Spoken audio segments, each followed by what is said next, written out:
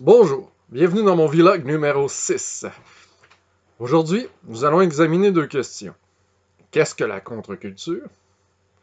On l'a examiné dans le premier vidéo, mais nous allons aller un peu plus loin sur la question aujourd'hui.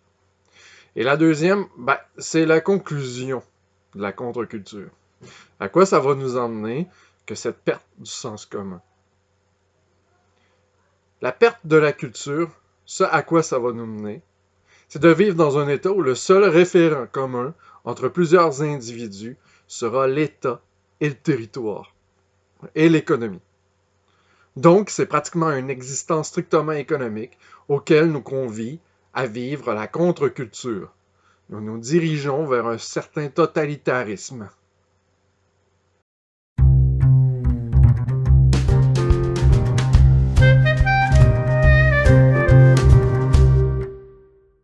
L'auteur qui a le plus influencé sur la contre-culture, c'est Antonio Gramsci. Membre fondateur du Parti communiste italien, dont il fut pendant un temps à la tête, emprisonné sous le régime mussolinien de 1927 à sa mort. C'est un intellectuel marxiste, ses travaux principalement menés pendant ses années de prison, pendant ses 11 années de prison. Dans ses livres, il parle du fait, de la constatation d'une résistance des prolétaires du monde entier à embrasser le communisme. Pour trois raisons principales, selon lui. Leur attachement à la famille, à la patrie, et donc à un certain niveau au nationalisme, et à la religion, à leur église, bref. Ce sont, au dire de Gramsci, ces choses-là précisément qu'il faut attaquer culturellement. C'est un peu lui qui a emmené la guerre marxisme sur le terrain de la culture. Alors on est passé de opprimés et oppresseurs prolétaires bourgeois au point de vue culturel.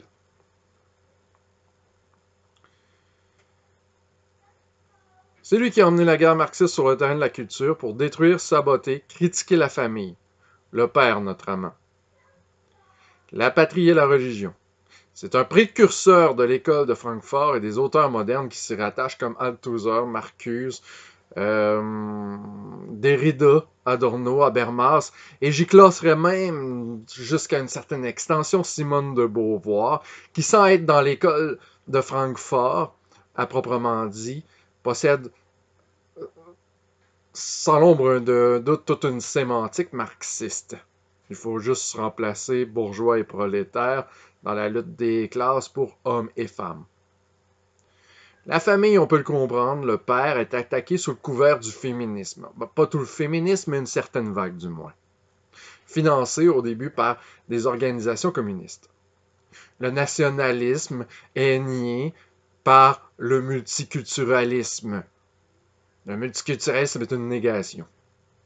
Et la religion, sa négation serait la laïcité. Enfin, le matérialisme, enfin, le matérialisme s'opposant à une conception plus intérieure, une certaine spiritualité, comme dirait Yorkie. Le pendant, à mon sens, de Gramsci, le déni d'une certaine intériorité, d'un certain sens humain, d'une certaine valeur humaine, d'un certain vitalisme ou d'une certaine volonté de puissance. Pourtant, la réussite de ce renversement culturel n'est que très partiellement attribuable, je pense, à ses penseurs. Elle est plutôt poussée présentement par des intérêts plus économiques, avec la sympathie communisme dans les universités. Mais le produit demeure. Ce qui est important pour moi intellectuellement, c'était le concept de négation culturelle. Et pour ces trois raisons, ou sinon quatre si on inclut le matérialisme, caractéristiques culturelles. L'idée de la contre-culture à l'américaine, c'est la guerre du Vietnam, bref, notamment visait la contestation des institutions. L'idée implicite est donc que la culture était liée à l'institution. Donc, on pouvait, à partir de Gramsci et de Yorkie, et du concept de contre-culture à l'américaine, attribuer certaines caractéristiques à ce qui définit la culture. C'est donc étrangement, d'abord, la contre-culture qui a permis de clarifier mon concept de culture. On peut donc dire que la culture ainsi conçue a comme caractéristique de parler de la possibilité du commun.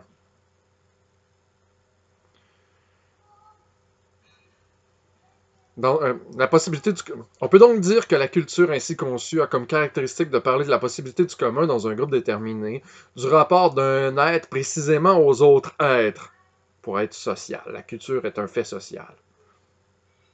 Mais quelles sont donc les unités possibles? Premièrement, le sol. On vit sur un même territoire. Le sang. La filiation commune, provenir d'un même ancêtre. L'ancêtre commun, la famille, mais à une plus grande échelle. La race au sens étymologique de rasia, lignée. Dépassant l'unité de la famille. Sujet délicat s'il en est, mais fondamentalement constitutif de la culture, ce qu'on pourrait nommer le démos. L'état commun ou les institutions, ce que nous a révélé le Vietnam. Le même marché économique. Enfin, on peut penser à l'idéologie, aux faits cognitifs, que l'on peut de nouveau diviser soit sur la conception du vrai, ce qui serait le paradigme social, et sa morale, son ethos, l'ethos commun ou le paradigme commun. Le moi social se définit alors comme le cercle, avec mon individualité, mon intériorité, comme élément essentiel, et une constituante qui me rattache concrètement aux autres hommes. Je suis essentiellement mon intériorité et accidentellement mon être culturel. Mais étant morale, la culture est aussi signifiante. C'est la culture qui fonde la signifiance humaine. Si l'on renverse les thèmes de la possibilité du commun, donc de la culture, nous allons voir ainsi les traits de ce qui constitue en soi les éléments de la contre-culture mieux définis que l'approximation sous Gramsci que nous avions d'abord. D'abord, la négation de l'intérieur, du spirituel au sens de Yoki, c'est le matérialisme. Qu'il n'y a que l'extérieur, que l'objectification, ce qui est une attitude souvent reprise dans le scientisme, qui serait une nouvelle forme de matérialisme moderne. Le scientisme, c'est la croyance que tout ne s'explique que par la science, que par l'observable. C'est la croyance à la forme objective pure. La négation du territoire, la dépossession du territoire serait quoi sinon que l'urbanité? La négation de la famille et de la nation serait une certaine forme de féminisme de deuxième vague et du cosmopolitisme. L'abolition des frontières, la multiethnicité, l'immigration incontrôlée. La négation de l'État, c'est l'anarchie, mais il n'est pas nécessaire. Il est possible dans la contre-culture. Mais la contre-culture, de manière organisée, tend à le maintenir et donc à être totalitaire. La négation de la négation de l'unité de marché, c'est le libéralisme, qui n'est pas une constituante intrinsèque du capitalisme. La négation de l'unité idéologique, c'est le multiculturalisme. La culture a un point commun, c'est la possibilité du commun. Donc, à mesure qu'il y a plusieurs foyers communs, eh bien, c'est que la culture perd son centre de gravité. Elle tend à se rompre. C'est la perte du tissu social, c'est le cancer. La contre-culture, c'est le cancer de la société. Ce ne sont pas évidemment tous les traits. Puis la négation de l'unité idéologique, c'est le multiculturalisme, nous l'avons dit. Le mélange des ethos, des idéologies, c'est la négation de l'éthos primaire. La laïcité, soi-disant neutre, et le relativisme moral. Plus l'on multiplie les ethos, et plus il faut tendre au plus bas dénominateur dans une société. Ce ne sont pas tous les traits tout le temps de la contre-culture qui vont émerger dans une société, mais ce sont des traits qui, à certains moments, proviennent de la contre-culture. La perte de l'éthos romain, par exemple, a conduit à l'invasion non d'un barbare triomphant, mais de plusieurs petits vandales. Rappelons la phrase attribuée à Staline à ce sujet. La mort d'un homme est une tragédie parce qu'elle est concrète, la mort de plusieurs est une statistique, moins grave à la conscience parce qu'elle est une forme de l'homme abstraite. Lorsqu'il ne reste plus que l'unité de sol et l'unité de l'État, c'est au régime totalitaire que cela conduit, parce qu'il n'y a plus de jugements moraux sur l'État, plus de morale commune dans la société, en dehors de l'État.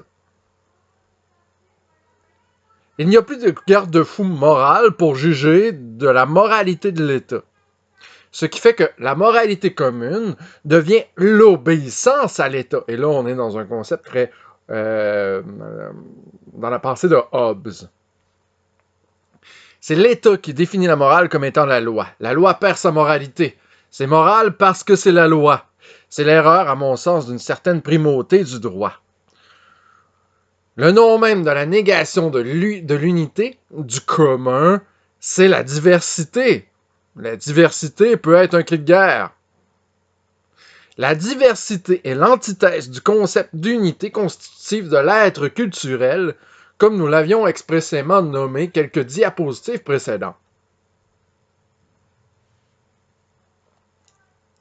Ces points donc, que nous avons nommés constituent donc des signes de déclin que Montesquieu définissait dans Cause de la grandeur et de la décadence du peuple romain. Par exemple, il parlait de la privation de la terre par les bourgeois, si l'on veut, de l'époque.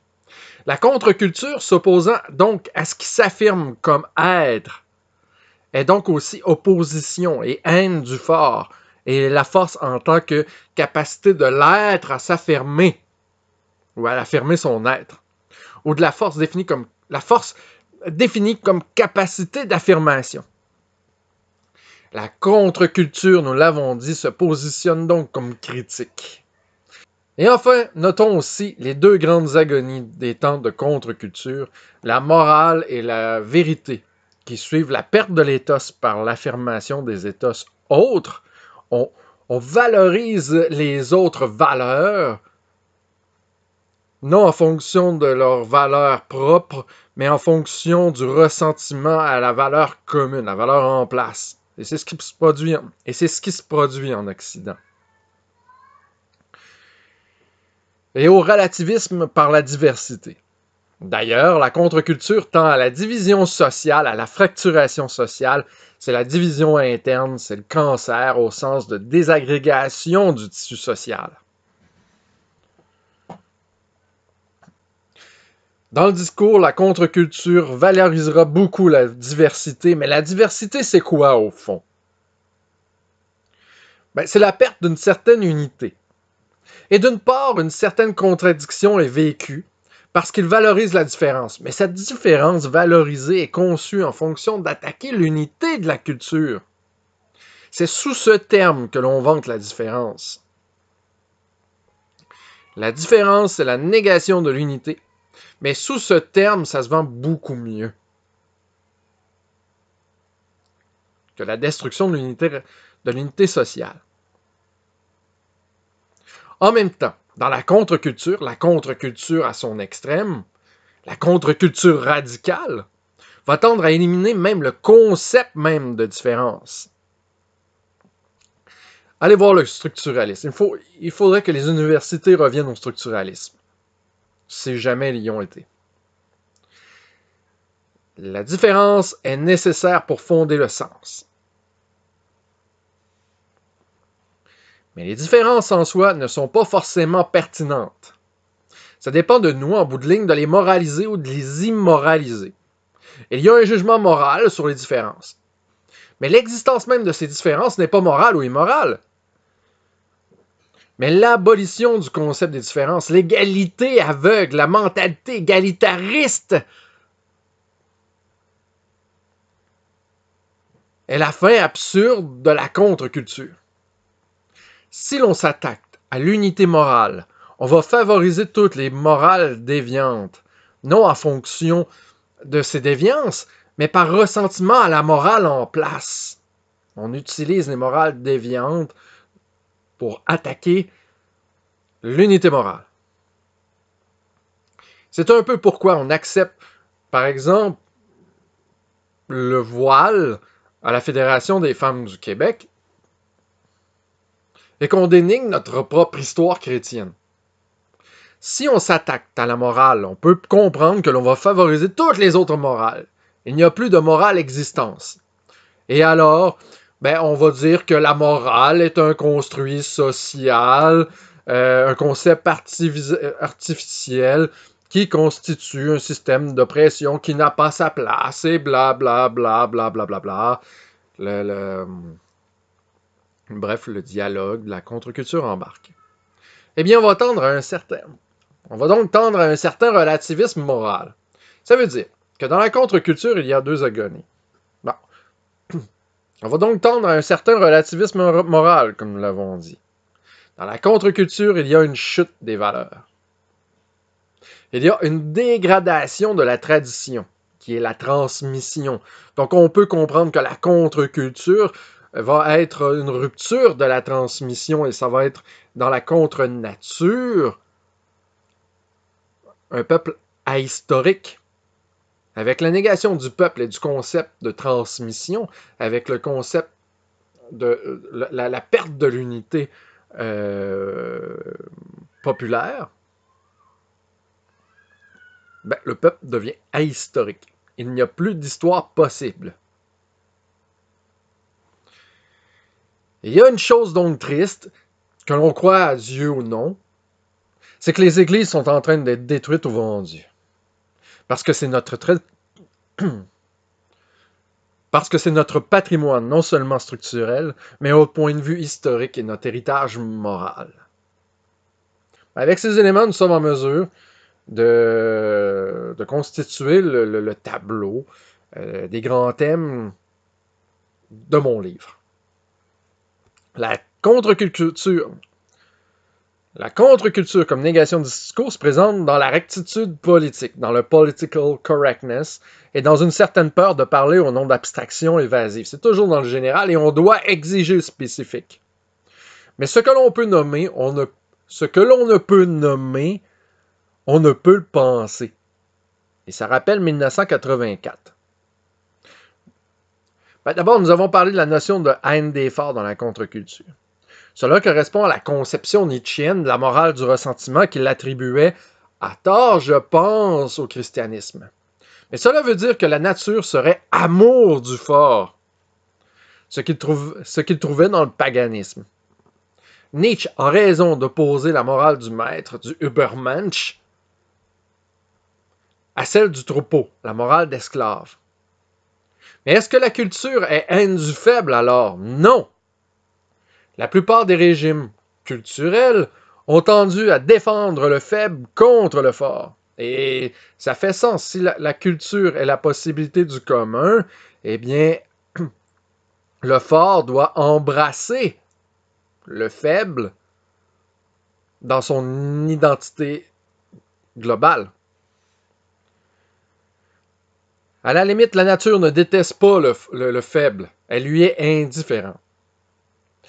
C'est le cas, par exemple, comme culture, comme ethos, que l'on aime ou qu'on n'aime pas, le christianisme, qui est l'une des meilleures conceptions, des meilleurs ethos pour universaliser et reconnaître l'individualité et gérer la violence. Mais Nietzsche a tort en ceci que ce ne sont pas les deux seules morales existantes. Il y a d'autres morales. Et ces deux autres morales ne se contredisent pas l'une l'autre. Les deux peuvent exister en même temps. Si la morale de nature est un certain vitalisme, une certaine capacité d'expression, de vitalité, la capacité de la vie à s'affirmer, son opposition dans la contre-culture est celle d'un certain parasitisme, d'une certaine aliénation de son être, la suppression de tout instinct, de tout être intérieur, se traduit par une raison déficiente comme premier moteur. Ben, c'est la raison froide et la raison cruelle. Celle du petit fonctionnaire qui applique la lettre parce qu'il laisse sa conscience au vestiaire. C'est l'horreur abstractrice, celle qui conduit au grand génocide. Et on peut donner comme exemple Eichmann.